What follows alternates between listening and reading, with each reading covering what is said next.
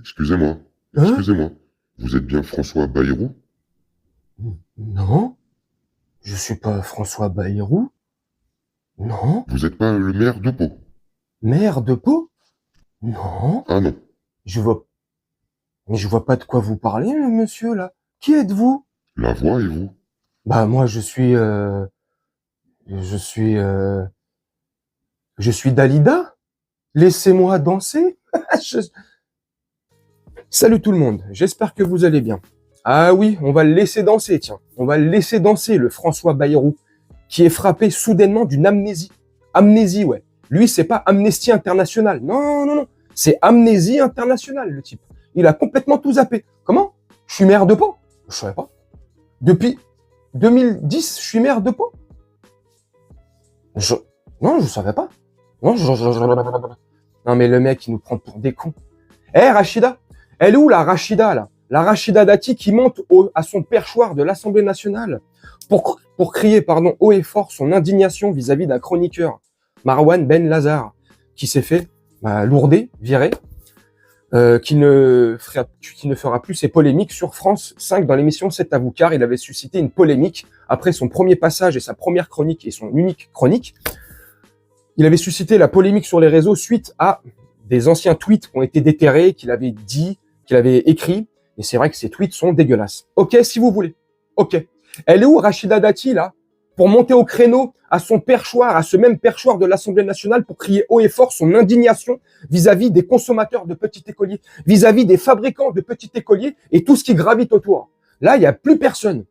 Comme les mêmes qui sont encore en place à la télé ou en politique aujourd'hui et qui, eux, pour le coup, sont condamnés. Ils ont des grosses casseroles au cul.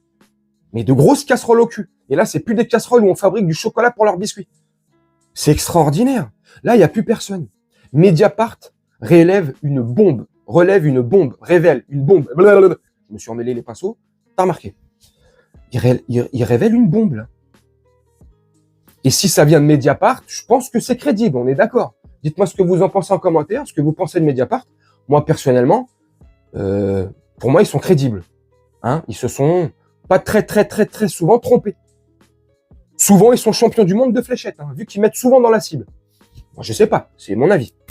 Là, ils révèlent un truc de ouf qui se serait passé à Betram, Estelle Betram, je sais pas quoi là, Betaram. Une petite commune, une petite ville à Pau, là, je sais pas où, à côté de Pau. Et pendant des années, il aurait couvert une école catholique, si je dis pas de bêtises, si j'ai bien compris le truc. Ils les auraient couverts par rapport à leurs agissements, par rapport à leur fabrique. Parce que dans cette même école catholique, ils avaient dans l'arrière-salle, tu vois, au fond de la cour, ils avaient une usine pour fabriquer les petits écoliers. Et au-delà de les fabriquer, bon, ils les consommaient beaucoup, tu vois. Et donc pendant des années, ils les auraient couverts. Il aurait menti. Il aurait masqué des choses pour pas que ça soit révélé. Donc heureusement qu'il y a encore des journalistes avec une certaine éthique et une morale qui sont pas encore corrompus par ce système et qui, eux, font un vrai travail de journalisme, de journaliste. On est d'accord ou on n'est pas d'accord jusque-là? Donc heureusement que les mecs, les journalistes de Mediapart ont enquêté pendant des mois et des mois et des mois pour sortir cette atrocité, cette affaire sordide. Mais ils sont où là nos politiques? Ils sont où là nos députés qui siègent à l'Assemblée là? Ils sont où nos sénateurs à l'Assemblée nationale là? Ils sont où là? Ils sont où pour crier haut et fort leur indignation, que ça soit pour leurs confrères ou consoeurs en politique ou dans le domaine audiovisuel. Mais ils sont où là pour crier haut et fort? Là, il n'y a plus personne. Là, il n'y a plus personne. C'est extraordinaire. Donc le mec, il sait plus. Oh, je sais pas. J'ai oublié. Franchement, je sais pas ce que vous en pensez, mais honnêtement, en France, on marche sur la tête. On glorifie le mal et on bannit le bien. Quand le mal est fait, ah bah c'est super. Ah putain, quoi? Il a fait du mal? Non, c'est toi, t'es fermé d'esprit. T'as l'esprit un peu étroit.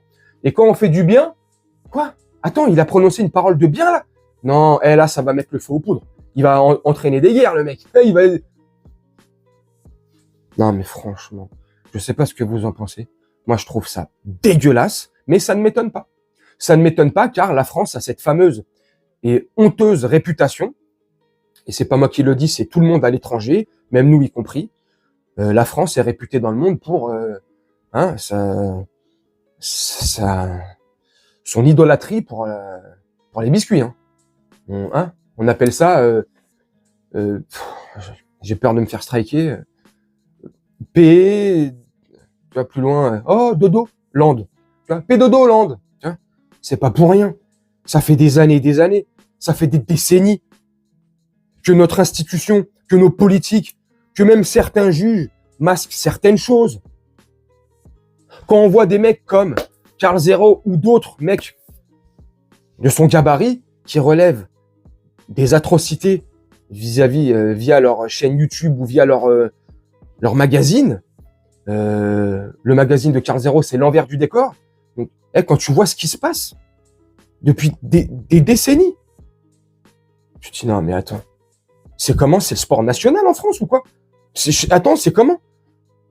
Bref, moi je suis écœuré par tout ça, mais pas étonné. Écœuré, mais pas étonné. À mon avis, c'est pas le seul. Il y en a plein d'autres avant, on le sait, qui sont toujours en place. Ils ont la langue bien pendue et ils la fourrent dans tous les trous du huc qu'ils peuvent. Extraordinaire. Mais tranquille.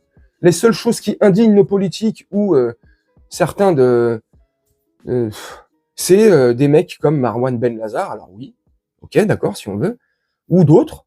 Mais là, quand c'est des faits très graves pour le coup, là, je sais pas. Bref, dites-moi ce que vous en pensez en commentaire. Moi, je vais vous laisser là-dessus, faire un petit message tranquillement, un petit montage tranquillement, et puis nous, on se retrouve bientôt pour une prochaine vidéo. Je vous souhaite une très bonne journée, une très bonne soirée ou une très bonne nuit. Ciao.